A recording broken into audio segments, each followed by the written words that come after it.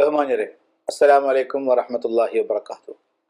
വെള്ളി വെളിച്ചത്തിൻ്റെ പുതിയ എപ്പിസോഡിലേക്ക് നിങ്ങൾക്ക് എല്ലാവർക്കും സ്വാഗതം. ഇന്ന് നമ്മുടെ കൂടെ എത്തിയിട്ടുള്ളത് കേരളത്തിൽ അറിയപ്പെടുന്ന പ്രഭാഷകനും പണ്ഡിതനും ആയ സലീം അമ്പാട് സാഹിബാണ്. കൂടെ നിങ്ങൾക്ക് എല്ലാവർക്കും പരിചയമുള്ള നമ്മളുടെ ഫൈസൽ മഞ്ചരി സാഹിബും ഉണ്ട്. ഇന്ന് നമ്മൾ ചർച്ച ചെയ്യാൻ പോകുന്ന വിഷയം നമ്മുടെ നാട്ടിലേറെ ചർച്ച ചെയ്യപ്പെടുന്ന വിഷയമായിട്ടുള്ള ലഹരിയുമായി ബന്ധപ്പെട്ടതാണ്. നിങ്ങൾക്ക് എല്ലാവർക്കും അറിയാം, നാട്ടിലിപ്പോൾ ലഹരിയുടെ ഉപയോഗം വളരെയധികം അതിക്രമിച്ചിരിക്കുന്നു. ആ വിഷയത്തിലേക്കാണ് ഇന്ന് നമ്മൾ ചർച്ച കൊണ്ടുപോകുന്നത്. സലീം സാഹിബ്, നമ്മുടെ നാട്ടിലിപ്പോൾ നടന്നുകൊണ്ടിരിക്കുന്ന ലഹരിയുമായി ബന്ധപ്പെട്ടുള്ള ഒരവസ്ഥയെക്കുറിച്ചിട്ട് എന്താണ് നിങ്ങൾക്ക് പറയാനുള്ളത്? നമ്മുടെ നാട്, കേരളം പൊതുവെ ഇന്ത്യയിൽ തന്നെ വളരെ മികച്ച രീതിയിലുള്ള ഒരു സാംസ്കാരികമായ ഔന്നത്യം പ്രകടിപ്പിച്ചിരുന്ന സംസ്ഥാനങ്ങളിലൊന്നാണ്. പക്ഷേ ഇപ്പോൾ ഒരു 5-8 വർഷങ്ങളായി നമ്മൾ പ്രതീക്ഷിക്കാത്ത രീതിയിലുള്ള വലിയ ആഘാതങ്ങൾ നമ്മുടെ നാട്ടിൽ സംഭവിച്ചുകൊണ്ടിരിക്കുന്നുണ്ട്. അതിൽ ഏറ്റവും പ്രധാനപ്പെട്ട കാരണങ്ങളിലൊന്നായി ഇപ്പോൾ എണ്ണപ്പെട്ടുകൊണ്ടിരിക്കുന്നത് ലഹരി വസ്തുക്കളുടെ അമിതമായ ഉപയോഗമാണ് എന്ന് വിലയിരുത്തപ്പെട്ടുകൊണ്ടിരിക്കുന്നു.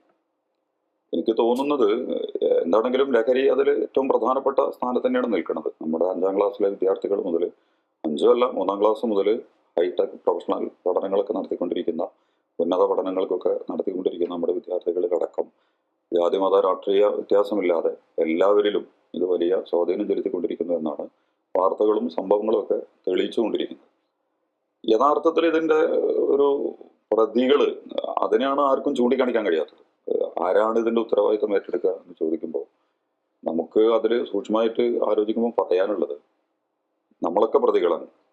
പൊതുവെ നമ്മുടെ ഒരു വർത്തമാനത്തിൽ ന്യൂ ജനറേഷൻ വളരെ മോശപ്പെട്ട ഒരു സമൂഹമാണ് എന്ന വിശകലനങ്ങൾ നടന്നുകൊണ്ടിരിക്കുന്നുണ്ട്. അതല്ല, വളരെ മെച്ചപ്പെട്ട തലമുറയാണ് എന്ന വിലയിരുത്തലും നടന്നുകൊണ്ടിരിക്കുന്നുണ്ട്. ഏതാണെങ്കിലും അവരല്ല ഇതിലെ പ്രതികൾ, മറിച്ച് അവരെ പാകപ്പെടുത്തുകയും അവരെ തയ്യാറെടുപ്പിക്കുകയൊക്കെ ചെയ്യുന്ന നമ്മുടെ രാഷ്ട്രീയ, മത, കല, സാംസ്കാരിക, വിദ്യാഭ്യാസ സംവിധാനങ്ങളുടെ ഉള്ളടക്കങ്ങളെ സൂക്ഷ്മമായി പരിശോധിക്കേണ്ട നിർബന്ധിതമായ സാഹചര്യം നമ്മുടെ മുമ്പിൽ എത്തിയിരിക്കുന്നു എന്നാണ് ഈ സംഭവങ്ങൾ തെളിയിച്ചുകൊണ്ടിരിക്കുന്നത്. കാരണം അതിൻ്റെ അപജയങ്ങളാണ് നമ്മുടെ ഈ വിദ്യാർത്ഥി തലമുറ അല്ലെങ്കിൽ കൗമാരം, യുവാക്കൾ ഇത്രയും അപകടകരമായ ഒരു സ്വഭാവത്തിലേക്ക് പതിക്കാനുള്ള കാരണം എന്നാണ് നമുക്ക് തോന്നുന്നത്. ഇനി അഭിപ്രായങ്ങൾ, പരിശോധനകളൊക്കെ നമ്മൾ നടത്തേണ്ടതാണ്. വ്യത്യസ്തമായ വശങ്ങളിൽ നിന്നുകൊണ്ട് തന്നെ നോക്കി കാണുകയും വിലയിരുത്തി ചെയ്യുമ്പോഴാണ് ആഴവും പരപ്പും അപകടങ്ങളും ഒക്കെ കുറച്ചും കൂടി ഗൗരവത്തിൽ നമുക്ക് തിരിച്ചറിയാൻ പറ്റുക എന്നാണ് നമുക്ക് തോന്നുന്നത്. ലഹരിയുമായി ബന്ധപ്പെട്ട് ഇസ്ലാമിക വീക്ഷണം എന്താണ്? ലഹരി ഇവിടെ ഇപ്പോൾ സൂചിപ്പിച്ചതുപോലെ റസൂലുള്ളാഹി സ്വല്ലല്ലാഹു അലൈഹി വസല്ലം വളരെ വ്യക്തമായി, കണിശമായി നിരോധിച്ച ഒരു കാര്യമാണ് കുല്ലു മുസ്കിരിൻ ഹറാം. ലഹരി ഉണ്ടാക്കുന്ന എല്ലാം, അത് കള്ളാവട്ടെ, കഞ്ചാവാകട്ടെ, ഏത് സംഗതിയാണെങ്കിലും അത് വിലക്കപ്പെട്ടതാണ്. അപ്പോൾ മനുഷ്യനെ പിശാച്ചാക്കി മാറ്റുകയാണ് യഥാർത്ഥത്തിൽ ഈ ലഹരി പദാർത്ഥങ്ങളിലൂടെ ചെയ്യുന്നത്. പരിശുദ്ധ ഖുർആൻ എടുത്ത് പരിശോധിച്ച് നോക്കിയാൽ ഈ ലഹരിയുമായി ബന്ധപ്പെട്ട കാര്യം പറയുന്നിടത്തൊക്കെ ചെകുത്താനെ അള്ളാഹു സുബ്ഹാനഹു വ തആല പ്രത്യേകമായി എടുത്തു പറയുന്നുണ്ട്. ഉദാഹരണത്തിന് ഇപ്പോൾ അള്ളാഹു സുബ്ഹാനഹു വ തആല സത്യവിശ്വാസികളെ വിളിച്ച് പറയുന്നുണ്ട്, യാ അയ്യുഹല്ലദീന ആമനൂ ഇന്നമൽ ഖംറു വൽ മൈസിറു വൽ അൻസാബു വൽ അസ്ലാം റിജ്സും മിൻ അമലി ശൈത്താൻ എന്നാണ് പറയുന്നത്. ഈ കള്ള്, ചൂതാട്ടം, പ്രതിഷ്ഠ, പ്രശ്നം വെക്കൽ, ഇതൊക്കെ പിശാചിന്റെ മ്ലേച്ഛ വൃത്തികളിൽപ്പെട്ടതാണ്. മനുഷ്യനെ ചെകുത്താനാക്കുന്ന വലിയ വില്ലനാണ് യഥാർത്ഥത്തിൽ ഈ ലഹരി എന്ന് പറയുന്നത്, കള്ള് എന്ന് പറയുന്നത്. എന്നിട്ട് അല്ലാഹു സുബ്ഹാനഹു വ തആല പറയും, ഫജ്തനിബൂഹു, നിങ്ങൾ അതിൽ നിന്ന് വിട്ടു നിൽക്കുക. അങ്ങനെയാണെങ്കിൽ നിങ്ങൾക്ക് ലഅല്ലക്കും തുഫ്ലിഹൂൻ, അങ്ങനെയാണെങ്കിൽ നിങ്ങൾക്ക് വിജയിക്കാൻ പറ്റും. ഇതിൻ്റെ വേറൊരർത്ഥം എന്താണ്? നിങ്ങൾ ലഹരിയും ഇത്തരത്തിലുള്ള മാരകമായ പദാർത്ഥങ്ങളും ഉപയോഗിക്കുകയാണെങ്കിൽ നിങ്ങൾ പരാജയത്തിലായിരിക്കും. ഒരു സമൂഹം എന്ന നിലക്ക് നിങ്ങൾക്ക് വിജയിക്കണോ എങ്കിൽ നിങ്ങൾ ഇതിൽ നിന്നൊക്കെ ഫജ്തനിബൂഹു, അകലം പാലിക്കണം. പിന്നെ അല്ലാഹു സുബ്ഹാനഹു വ തആല മറ്റൊരു സ്ഥലത്ത് പറയുന്നത്, ഇന്നമാ യുരീദു ശൈത്താനു, ചെകുത്താൻ യഥാർത്ഥത്തിൽ ഉദ്ദേശിക്കുന്നത്, ചെകുത്താന്റെ ആഗ്രഹം നിങ്ങൾക്കിടയിൽ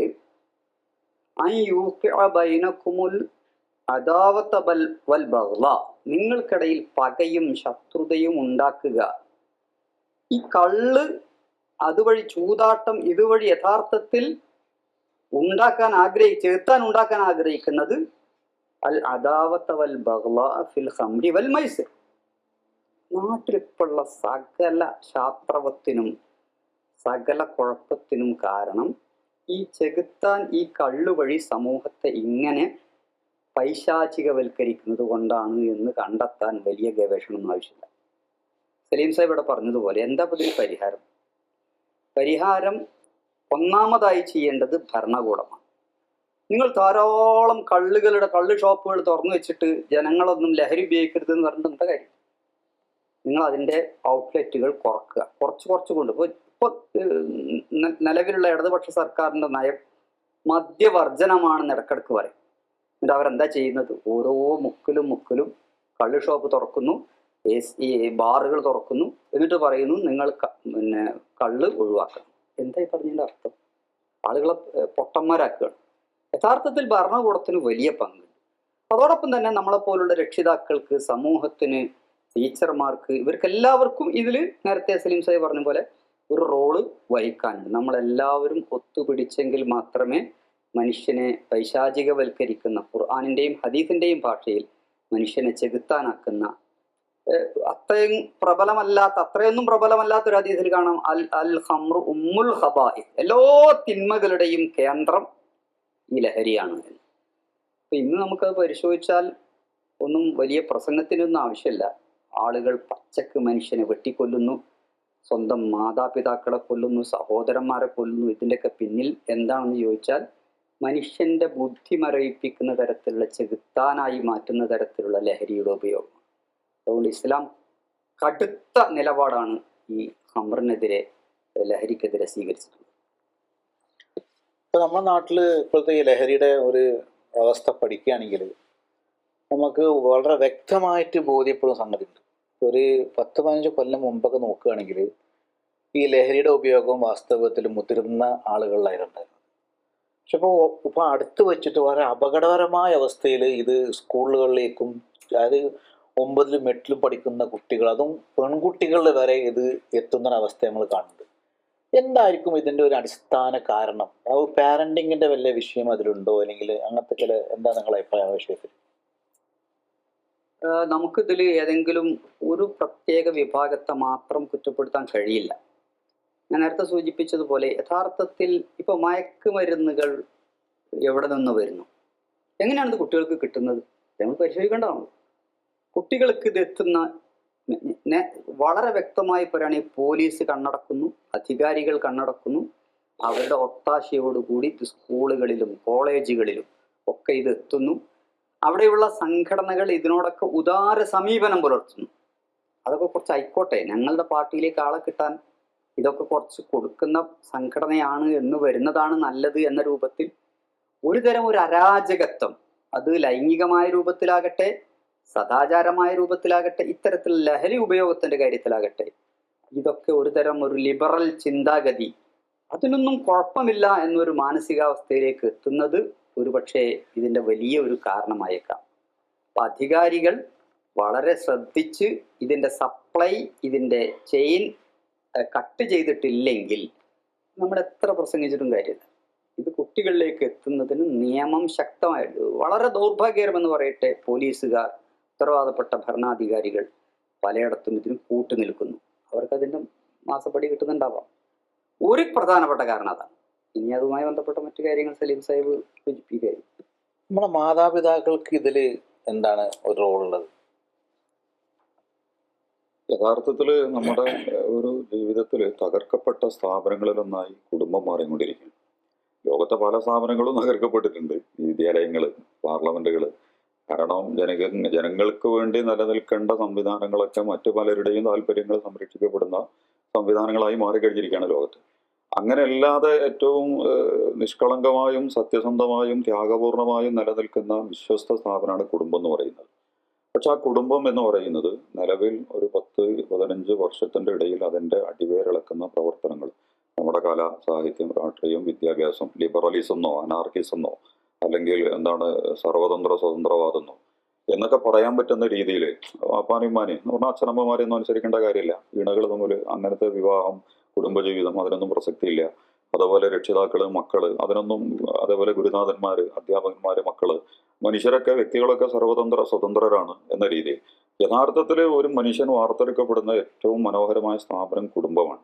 ആ കുടുംബം എന്ന് പറയുന്ന അസ്തിത്വത്തെ തന്നെ നിലവിലുള്ള പാർട്ടികളും അതുപോലെ തന്നെ പ്രസിദ്ധീകരണങ്ങളും വിദ്യാഭ്യാസങ്ങളിലൂടെയൊക്കെ ഒരു ഭാഗത്ത് ചോദ്യം ചെയ്യപ്പെടുകയും എന്നിട്ട് മറുഭാഗത്ത് കുടുംബത്തിന്റെ തകർച്ചയാണ് ഈ മക്കളൊക്കെ ഇങ്ങനെ ആവാനുള്ള കാരണം എന്നുള്ള ഒരു വിലയിരുത്തൽ നടത്തിക്കൊണ്ടിരിക്കുകയും ചെയ്യുന്നുണ്ട്. യഥാർത്ഥത്തിൽ കുടുംബം തന്നെയാണ് അതിൽ ഏറ്റവും പ്രധാനപ്പെട്ട പങ്ക് വഹിക്കേണ്ടത്. പക്ഷെ കുടുംബത്തിന് കുടുംബമായി നിലനിൽക്കാനും കുടുംബത്തിലെ രക്ഷിതാക്കൾക്ക് ആ കടമ നിർവഹിക്കാനുമുള്ള അവസരവും സൗകര്യവും അർഹതയും നൽകുന്ന രീതിയിൽ നമ്മുടെ സംവിധാനങ്ങളെ മാറ്റിപ്പണിയലല്ലാതെ ഇതിന് മറ്റു വഴികളില്ല. അതുകൊണ്ട് കുടുംബത്തെ സംരക്ഷിക്കുക, കുടുംബത്തിനെ നിലനിർത്തുക, അത് വിവാഹ ജീവിതത്തിൽ നിന്ന് ആരംഭിച്ച് മാതാപിതാക്കൾ, മക്കൾ, അതുപോലെ സഹോദരി സഹോദരന്മാർ, രക്തബന്ധുക്കൾ എന്നൊക്കെ തുടങ്ങുന്ന പരസ്പരം ശാസിക്കാനും പരസ്പരം കൽപ്പിക്കാനും പരസ്പരം ഗുണകാംക്ഷയോടെയും സ്നേഹത്തോടെയൊക്കെ വർത്തിക്കാനും ഒക്കെ ഉള്ള ഏറ്റവും മനോഹരമായ സംവിധാനമാണ് കുടുംബം എന്ന് പറയുന്നത്.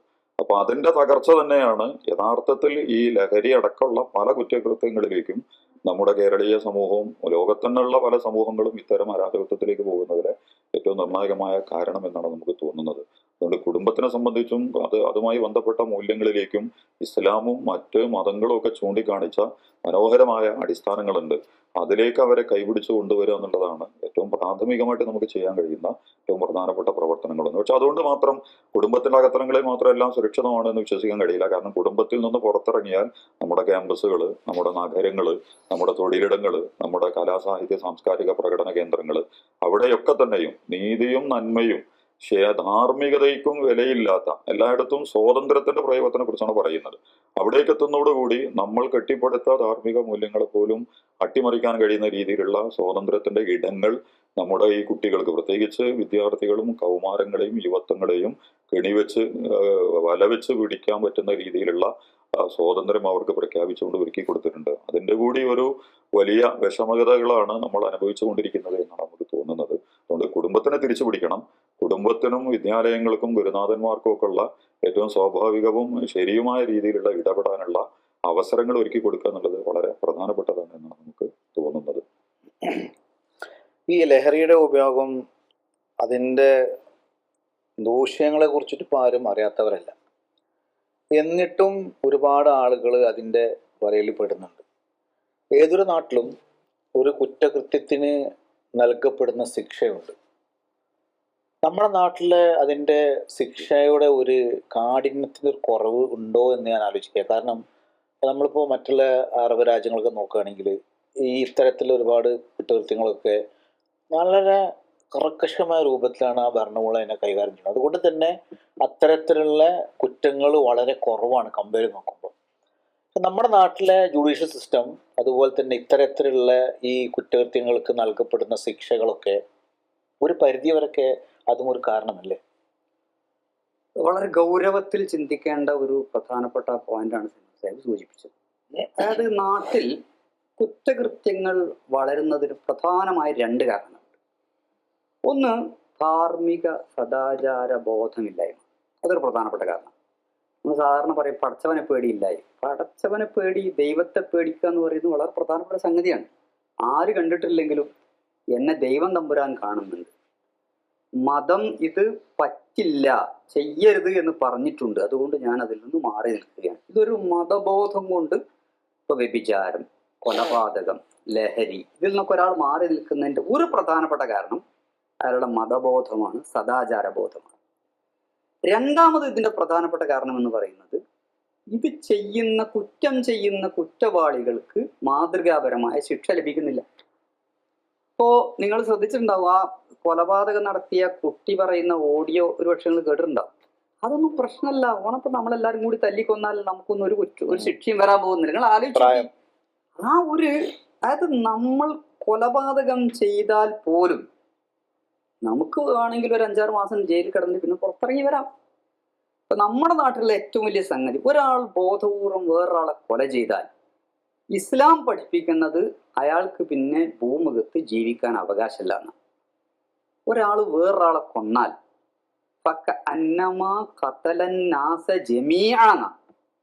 മാനവരാശിയെ മുഴുവൻ കൊന്നതുപോലെയാണ്. അവന് ശിക്ഷ കൊടുക്കുക എന്നത് മറ്റുള്ളവരുടെ സമാധാനപരമായ ജീവിതത്തിന് ആവശ്യമാണ്. വലക്കും ഫിൽ ഖിസാസി ഹയാത്തുയ്യ ഉലിൽ അൽബാബ്.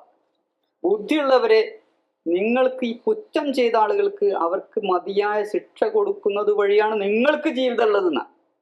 മനുഷ്യനിവിടെ സമാധാനപരമായി ജീവിക്കണമെങ്കിൽ കുറ്റവാളികൾക്ക് മാതൃകാപരമായ ശിക്ഷ കൊടുക്കണം. ഇപ്പോൾ സമീർ സാഹിബ് സൂചിപ്പിച്ചതുപോലെ കുറ്റം ചെയ്ത ആൾക്കാർക്ക് ശിക്ഷയൊന്നും കിട്ടുന്നില്ലെങ്കിൽ അവർ പിന്നെയും കുറ്റം ചെയ്യും. നിങ്ങൾ ആലോചിച്ച് നോക്കൂ, ചില ആളുകളൊക്കെ ഇപ്പോൾ ജയിലിൽ പോയി പിന്നെ ആ ജയിലിൽ നിന്ന് പുറത്തിറങ്ങിയ ആള് പിന്നെയും കൊല്ലുകയാണ്. എത്ര സംഭവങ്ങൾ കേരളത്തിലുണ്ട്. ഇയാള് പിന്നെ കുറ്റം ചെയ്ത ആളൊരാളെ കൊന്നു, അല്ലെങ്കിൽ വേറൊരാളെ മാരകമായി പരിക്കേൽപ്പിച്ചു, അയാൾ ജയിലിൽ പോകുന്ന 5-6 മാസം കഴിഞ്ഞാൽ അയാൾ ജാമ്യം കിട്ടി പുറത്തിറങ്ങുന്നു, അയാൾ പിന്നെ വേറൊരാളെ പിന്നെയും കൊല്ലുന്നു. ഈ കൊലപാതകയ്ക്ക് മാതൃകാപരമായ ശിക്ഷ കൊടുത്തെങ്കിലേ സമൂഹത്തിന് രക്ഷ ഉണ്ടാവുള്ളൂ, വേറൊരാൾ അതുപോലൊരു കുറ്റം ചെയ്യാതിരിക്കുള്ളൂ. മാതൃകാപരമായ നിയമ നടപടികൾ ഇല്ലാത്തത് കുറ്റകൃത്യങ്ങൾ വർദ്ധിക്കാൻ വലിയ കാരണമായി. എന്ന് മാത്രമല്ല, കൊലപാതകം ചെയ്ത ആൾക്കാരൊക്കെ ഒരു ഹീറോ പരിവേഷം.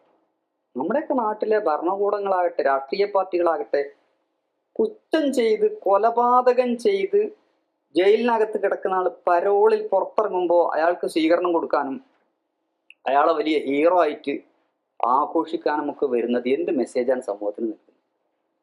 ഞാനും ഇതുപോലെ കൊലപാതകം ചെയ്താൽ ഞാനും ഒരു ഹീറോ ആകുന്നല്ലേ കൊടുക്കുന്ന മെസ്സേജ്. വളരെ ശക്തമായ നിയമ നടപടികൾ സ്വീകരിച്ചിട്ടില്ലെങ്കിൽ, ഇത്തരത്തിലുള്ള കുറ്റവാളികൾക്ക് ശക്തമായ ശിക്ഷ കൊടുത്തിട്ടില്ലെങ്കിൽ നമ്മുടെ കേരളം അക്ഷരാർത്ഥത്തിൽ ഭ്രാന്താലയമായി മാറാൻ, നമ്മുടെ രാജ്യം അക്ഷരാർത്ഥത്തിൽ ഭ്രാന്താലയമായി മാറാൻ വലിയ താമസം ഉണ്ടാവില്ല. ഈ കുറ്റങ്ങളെ കുറിച്ച് പറയുമ്പോഴേ, ഇപ്പോൾ ശിക്ഷകളൊക്കെ നടപ്പാക്കുന്ന വിഷയം വരുമ്പോൾ സ്വാഭാവികമായിട്ടും ഇസ്ലാമിൽ ഒരു ജുഡീഷ്യൽ സിസ്റ്റം ഉണ്ട്. ഇസ്ലാമിന് ചില കാഴ്ചപ്പാടുകളുണ്ട്. ഉദാഹരണം പറയുകയാണെങ്കിൽ, ഇപ്പോൾ മയക്കുമരുന്ന് കൈവശം വെച്ച് കഴിഞ്ഞാൽ ആദ്യം നോക്കുക അതിൻ്റെ ക്വാണ്ടിറ്റിയാണ്. അത് ഒരാൾക്കുള്ള സ്വയം ഉപയോഗിക്കാനാണോ അതോ വിൽപ്പനക്കാണോ? വിൽപ്പനയാണെങ്കിൽ ക്യാപിറ്റൽ പണിഷ്മെൻറ്റും, അത് അയാൾ അതിൻ്റെ അടിമയായിട്ട് അത് ഉപയോഗിക്കുകയാണെങ്കിൽ അവൻ്റെ ആ ശിക്ഷയിൽ കുറച്ച് ഇളവുണ്ടാവും. അപ്പോൾ സ്വാഭാവികമായിട്ട് നമ്മളിപ്പോൾ ഈ രാജ്യങ്ങളുടെ നിയമങ്ങൾ ചർച്ച ചെയ്യുമ്പോൾ ഇസ്ലാമിൻ്റെ ഒരു കാഴ്ചപ്പാട് എന്താണ്, ഈ ശിക്ഷാവിധികൾ എന്താണ്, അതും കൂടി ഒന്ന് ചേർത്ത് പറഞ്ഞാൽ കുറച്ചുകൂടി ക്ലാരിറ്റി കിട്ടും. 2 തരത്തിലാണ് മനുഷ്യന് കുറ്റകൃത്യങ്ങൾ ചെയ്യാൻ പ്രേരിപ്പിക്കപ്പെടുക. ഒന്ന്, നേരത്തെ സൂചിപ്പിക്കപ്പെട്ടതുപോലെ അതിൻ്റെ ശിക്ഷ ലഘുവാണ്, അത്തരം അനുഭവങ്ങളിലൂടെ ഒന്നും നമ്മൾ കടന്നു പോകേണ്ടതില്ല എന്ന് തോന്നുന്നതോടുകൂടി വളരെ സുഗമമായി ആളുകൾ ഈ കുറ്റകൃത്യങ്ങളിൽ പങ്കാളിത്തം വഹിക്കുന്ന ഒരു സാഹചര്യം ഉണ്ടാകും. രണ്ടാമത്തത്, നീതിയും നിയമവും നടപ്പിലാക്കേണ്ടുന്ന സിസ്റ്റങ്ങൾ, പോലീസ്, ജുഡീഷ്യറി, നമ്മുടെ അഡ്വക്കേറ്റുമാർ, അതുപോലെ തന്നെ അതിൻ്റെ ബാക്കി നിയമ സംവിധാനങ്ങൾ, അവരിതിലൊക്കെ ഒരു അയഞ്ഞ നിലപാട് സ്വീകരിക്കുകയും ചെയ്യുന്നതോടുകൂടിയാണ് വ്യക്തികൾക്കും സമൂഹത്തിനും ഒക്കെ, അതിന് സംഘടനകളാണെങ്കിലും മതങ്ങളാണെങ്കിലും പാർട്ടികളാണെങ്കിലും വ്യക്തിയാണെങ്കിലും കുടുംബങ്ങളാണെങ്കിലും ഒക്കെ തെറ്റുകുറ്റങ്ങളിലേക്കും അല്ലെങ്കിൽ വലിയ കുറ്റകൃത്യങ്ങളിലേക്കൊക്കെ പെട്ടെന്ന് കാലെടുത്ത് വെക്കുക. ഇതിനുള്ള ഏറ്റവും നല്ലൊരു പരിഹാരം എന്ന് പറയുന്നത്, ഒന്ന്, ശിക്ഷാവിധി നേരത്തെ ഫൈസൽ സാഹിബ് സൂചിപ്പിച്ചതുപോലെ കർക്കശമായ സ്വഭാവത്തിൽ നീതിയും സത്യവും നടപ്പിലാക്കാൻ മടിയില്ലാത്ത ഒരു ജുഡീഷ്യൽ സിസ്റ്റങ്ങൾ ഉണ്ടാവുക എന്നുള്ളത്. ഇന്നിപ്പോൾ നമ്മൾ കണ്ടതുപോലെ ഒരു കുട്ടിയെ കൊന്ന കുട്ടികൾക്ക് പരീക്ഷ എഴുതാൻ ഈ കേരളത്തിന്റെ പൊതുസമ്പത്ത് എടുത്തിട്ട് വമ്പിച്ച രീതിയിൽ സെക്യൂരിറ്റി ചെയ്തു കൊടുക്കുന്ന കാഴ്ചയാണ് നമ്മൾ കണ്ടുകൊണ്ടിരിക്കുന്നത്. യഥാർത്ഥത്തിൽ ആ കുട്ടികൾ പരീക്ഷ എഴുതാൻ പാടില്ല. അവർക്ക് 1 വർഷം അവരെ ഒരു ഇതിൽ നിർത്തേണ്ടതാണ്. എന്നിട്ട് പിന്നീട് ആലോചിക്കേണ്ടതാണ് എന്താണ് ഇവരെ ചെയ്യേണ്ടത്, ഏത് രീതിയിലാണ് ഇവരെ ശിക്ഷിക്കേണ്ടത് എന്നുള്ളത്. പക്ഷേ അത് നമുക്കറിയാവുന്നത് പോലെ ഇതൊന്നും അറിയാത്ത ആളുകളല്ല. പക്ഷേ ഈ സിസ്റ്റത്തിൽ പരിഗണിക്കപ്പെടേണ്ടവരും പ്രത്യേക സംരക്ഷണം കിട്ടേണ്ടവരുമാണ് എന്ന നീതിന്യായ സംവിധാനത്തിലെ അല്ലെങ്കിൽ അധികാര ഭരണ സംവിധാനത്തിലെ ആളുകളുടെ നിരീക്ഷണങ്ങളിൽ നിന്നാണ് ഇത്തരം ആളുകൾക്ക് ഈ സൗകര്യങ്ങളൊക്കെ ഒരുക്കപ്പെട്ടുകൊണ്ടിരിക്കുന്നത്. ഇവിടെയാണ് നമ്മൾ ഇസ്ലാമിനെ കുറിച്ചും അല്ലെങ്കിൽ രൂക്ഷമായ രീതിയിൽ പഴയ കാലത്തൊക്കെ വലിയ ശിക്ഷാവിധികൾ നടപ്പിലാക്കിയിരുന്ന സിസ്റ്റങ്ങൾ ഉണ്ടായിരുന്നു. ഇസ്ലാമിൽ ഈ മദ്യമാണെങ്കിലും വ്യഭിചാരമാണെങ്കിലും അതുപോലെ തന്നെ മറ്റു രീതിയിലുള്ള കുറ്റകൃത്യങ്ങളൊക്കെ ആണെങ്കിലും ശരി, ഇപ്പോൾ മോഷ്ടിച്ചാൽ കൈ വെട്ടണം എന്ന് നമ്മൾ പറയുന്നുണ്ട്. ആ പറഞ്ഞതിന്റെ അർത്ഥം എന്താണെന്ന് വെച്ചാൽ ഒരു തേങ്ങ കെട്ടവനോ അടക്ക കെട്ടവനൊക്കെ കൈ വെട്ടുക എന്നുള്ളതല്ല. അധികാരഘടനയും സ്വാധീനവും അല്ലെങ്കിൽ ഭൂരിപക്ഷത്തിന്റെ ന്യൂനപക്ഷത്തിന്റെ ഒക്കെ പിന്തുണയൊക്കെ നിർത്തിയിട്ട് വലിയ അടിമതിയും കൈക്കൂലിയും കള്ളക്കച്ചവടവും ഒക്കെ നടത്തിക്കൊണ്ടിരിക്കുന്ന ആളുകളുണ്ട്. അത് സമൂഹത്തിന്റെ തന്നെ സമ്പത്തിനെ അവിഹിതമായി കൈകാര്യം ചെയ്തുകൊണ്ടിരിക്കുന്ന വിഭാഗങ്ങളുണ്ട്. അപ്പൊ അവർക്കിടയിൽ ഒരു ഉദ്യോഗസ്ഥനാവട്ടെ, അല്ലെങ്കിൽ അത് നിയമം നടപ്പിലാക്കേണ്ടതാവട്ടെ, അല്ലെങ്കിൽ നേതാക്കന്മാരാവട്ടെ, ഇത്തരം കുറ്റകൃത്യങ്ങൾ ചെയ്തു കഴിഞ്ഞാൽ അത് നടപ്പിലാക്കുന്നതോടുകൂടി ഒരു കയ്യ് പോവും എന്ന് കണ്ടാൽ പിന്നെ അത്തരം ഒരു ഇടപാടിന് അവർ നിൽക്കില്ല.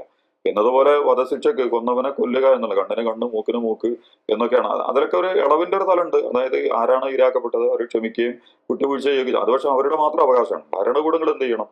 ഇത് നടപ്പിലാക്കണം. എന്നതുപോലെ ലഹരിയുമായി ബന്ധപ്പെട്ടിട്ടാണെങ്കിലും മറ്റു വിഷയങ്ങളായിട്ട് ബന്ധപ്പെട്ടിട്ടാണെങ്കിലും ഈ ശിക്ഷാവിധികൾ യഥാർത്ഥത്തിൽ ഇതിന്റെ സ്രോതസ് ഇത് നടത്തുന്ന ആളുകൾക്കാണ്.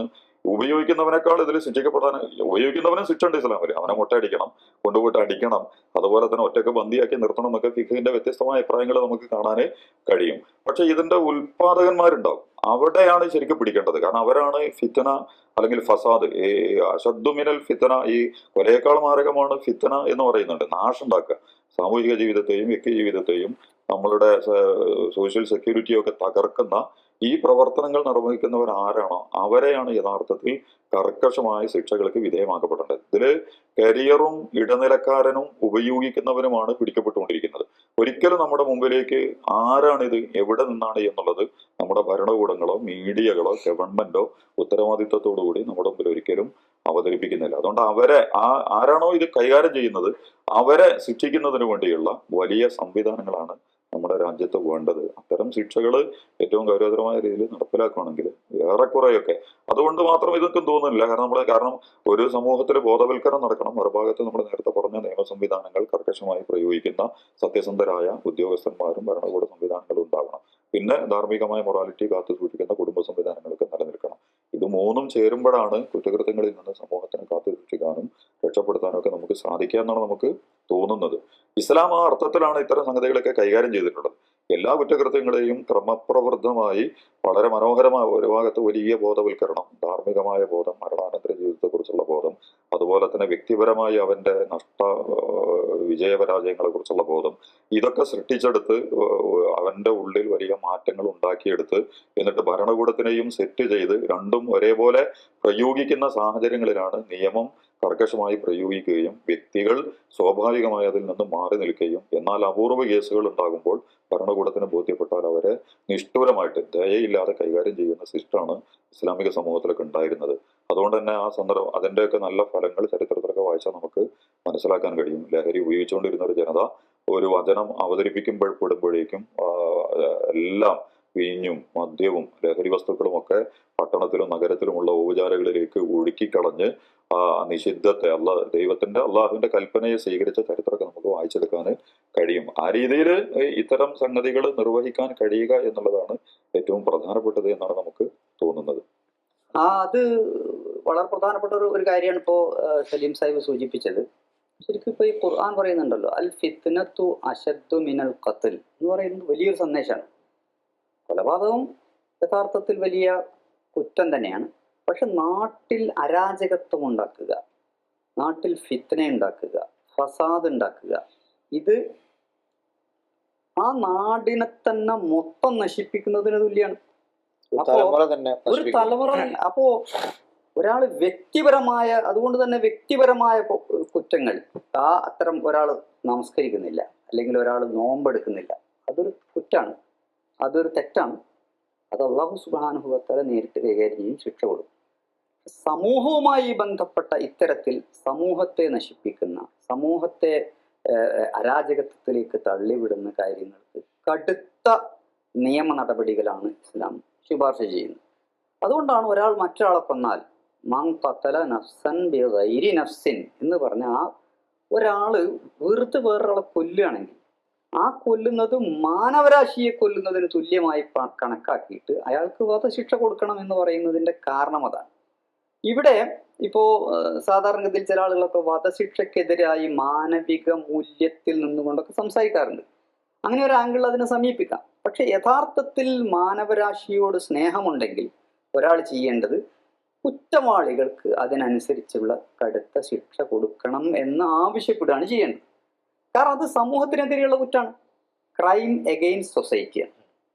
അപ്പോ നിങ്ങൾ ആ ക്രിമിനലിനെ രക്ഷിച്ചാൽ, അല്ലെങ്കിൽ ആ ക്രിമിനലിനെ വീണ്ടും സമൂഹത്തിലേക്ക് തുറന്നു വിട്ടാൽ അയാൾ വീണ്ടും ക്രൈം ചെയ്യും. നേരെ മറിച്ച് ആ ക്രിമിനലിനെ അവിടെ ആ ഭാഗം അങ്ങ് കട്ട് ചെയ്ത് കളയണമെന്നാണ് ഇസ്ലാം ആവശ്യപ്പെടുന്നത്. അയാളുടെ കുറ്റം വ്യക്തമായി തെളിഞ്ഞാൽ അയാൾക്കും ആ കുറ്റവാളിക്കും മാനസാന്തരം വരികയും ഈ ഇരകളാക്കപ്പെട്ടവരുടെ ബന്ധുക്കൾ അയാൾക്ക് വിട്ടുകൊടുക്കുകയും, അത് വളരെ മഹത്തായ ഉദാത്തമായ ഒരു നിലപാടാണ്. അങ്ങനെയും ഒരു നിലപാടുണ്ട്. പക്ഷെ ഈ ക്രിമിനലുകളെ, കുറ്റവാളികളെ സമൂഹത്തിൽ വളരെ ഹീറോവൽക്കരിക്കുകയും അവരെ സമൂഹത്തിനെതിരെ ഈ ക്രൈം അഗെയിൻസ്റ്റ് സൊസൈറ്റി ചെയ്യുന്ന ആളുകളെ വെറുതെ വിടുകയും ചെയ്യുന്നത് നാട്ടിൽ വലിയ അരാജകത്വം സൃഷ്ടിക്കും. ആ അരാജകത്വമാണ് യഥാർത്ഥത്തിൽ ഇന്ന് സമൂഹത്തിൽ ഉണ്ടാക്കിയിട്ടുള്ള വലിയ കുറ്റകൃത്യങ്ങളുടെ യഥാർത്ഥ പ്രേരക ശക്തി എന്ന് നമുക്ക് കാണാൻ കഴിയും. ഒരു കുറ്റവാളിയും അയാൾക്ക് വലിയ ശിക്ഷ ഒന്നും കിട്ടില്ല, അയാൾ ജയിലിൽ സുഖമായിട്ട് ഭക്ഷണമൊക്കെ കഴിച്ച്, നേരത്തെ സലീം സാഹിബ് പറഞ്ഞില്ലേ, ഈ കുട്ടികളെ സംബന്ധിച്ചിടത്തോളം അവർ വലിയൊരു കുറ്റകൃത്യം ചെയ്തു. പച്ചക്ക് ഒരു സഹോദരനെ അടിച്ച് കൊന്ന ആളുകൾ അവർക്ക് പിന്നെയും പരീക്ഷ എഴുതാം. പരീക്ഷ എഴുതുക എന്നതല്ലല്ലോ അവരെ സംബന്ധിച്ചിടത്തോളം അവരെ എന്താണ് അവരുടെ കുറ്റമെന്ന് തീരുമാനിക്കുന്നത് വരെ അവർക്ക് ചെറിയ ഒരു ശിക്ഷ, ചെറുതെങ്കിലും ശിക്ഷ എന്ന് തോന്നുന്ന ഒരു സംഗതി, ഓക്കെ എന്നാൽ ഇത്തവണ നിങ്ങൾക്ക് പരീക്ഷ എഴുതാൻ കഴിയില്ല, അടുത്ത തവണ പറ്റുമല്ലേ നമുക്ക് നോക്കാം എന്നെങ്കിലും പറയുന്നത്. അപ്പൊ അവര് പറഞ്ഞ പോലെ തന്നെ നമ്മളിപ്പോ എല്ലാവരും കൂടിയിട്ട് ഒരാളെ കൊന്നാലും പ്രശ്നമൊന്നുമില്ലടാ എന്ന് അവർ പറഞ്ഞ അതന്നെയാണ് ഇപ്പൊ യഥാർത്ഥത്തിൽ സംഭവിച്ചുകൊണ്ടിരിക്കുന്നത്. അതുകൊണ്ട് സമൂഹത്തിനെതിരെ ചെയ്യുന്ന വ്യഭിചാരമാകട്ടെ, അതുപോലെ ഇത്തരത്തിലുള്ള കൊലപാതകമാകട്ടെ, ലഹരിയുടെ ഉപയോഗമാകട്ടെ, ഇത്തരത്തിൽ സമൂഹത്തെ നശിപ്പിക്കാൻ വേണ്ടി ചെയ്തുകൊണ്ടിരിക്കുന്ന കുറ്റകൃത്യങ്ങൾക്ക് നിഷ്ഠൂരമായ, നേരത്തെ ഇവിടെ സലീം സാഹിബ് സൂചിപ്പിച്ച വളരെ നിഷ്കൃഷ്ടമായ, നിഷ്ഠൂരമായ, ഒരു ദയയും അർഹിക്കാത്ത രൂപത്തിലുള്ള ശിക്ഷകൾ അവർക്ക് കൊടുത്തെങ്കിലും മാത്രമേ സമൂഹത്തിൽ ഇതിന് രക്ഷ ഉണ്ടാകാൻ സാധിക്കുകയുള്ളൂ. എന്തായിരുന്നാലും വളരെ നല്ലൊരു ഒരു വിഷയമാണ് നമ്മൾ ചർച്ച ചെയ്തത്. ഈ ചർച്ചയുടെ ചില ഭാഗങ്ങൾ സമൂഹത്തിന് ഉപകാരപ്പെടും നമ്മൾ പ്രതീക്ഷിക്കുന്നു.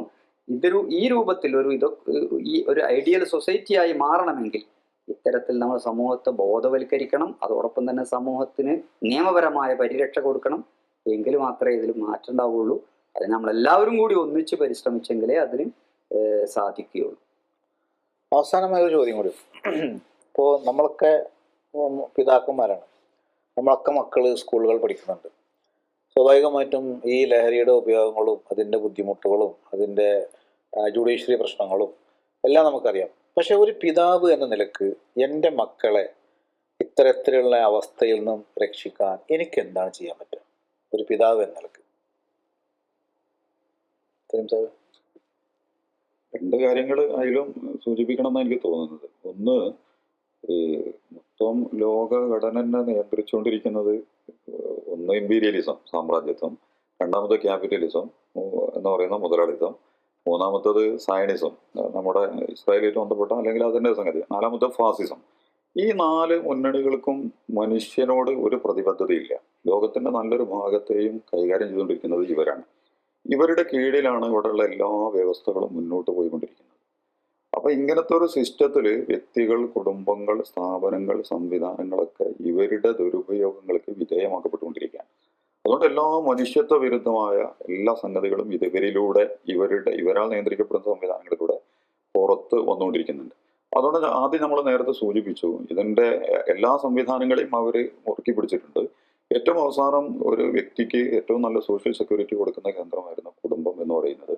ആ കുടുംബത്തിന്റെ സംവിധാനത്തിനെ തകർക്കുന്നതിനെ കുറിച്ചുള്ള വലിയ ചർച്ചകളാണ് ക്യാപിറ്റലിസവും ലിബറലിസവും ഒക്കെ നടത്തിക്കൊണ്ടിരിക്കുന്നത്. അതിന്റെ വിശദാംശങ്ങളിലേക്ക് നമ്മൾ പോണില്ല.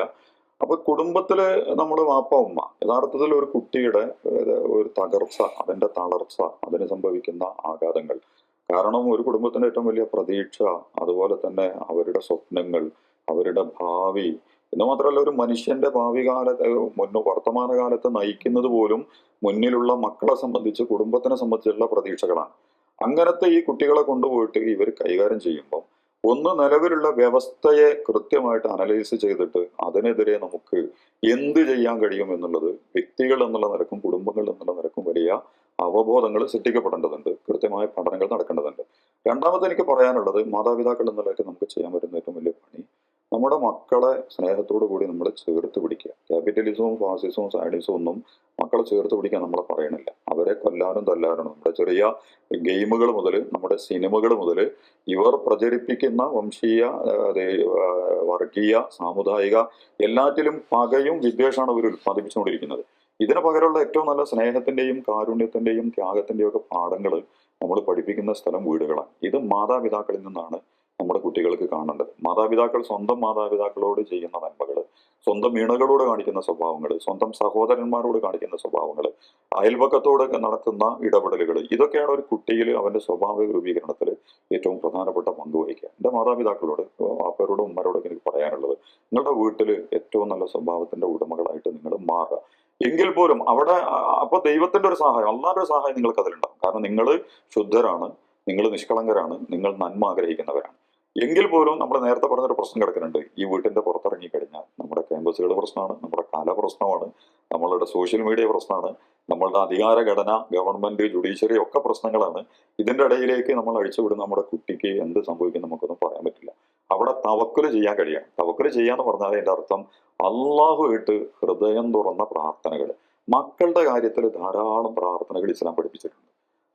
റബ്ബന ഹബലന മിൻ അസ്വാദിന വസുരിയാതിന ഖുർറത അയ്യുൻ റബ്ബി ജഅൽനി മുഖീമ സ്വലാത്ത വമിൻ ദുർരിയതി റബ്ബന വജഅൽനാ മുസ്ലിമീന ലക വമിൻ ദുർരിയതിന ഉമ്മത്തൻ മുസ്ലിമത്തൻ ലക. ഇതിന്റെ അർത്ഥമൊന്നും ഞാൻ പറയുന്നില്ല.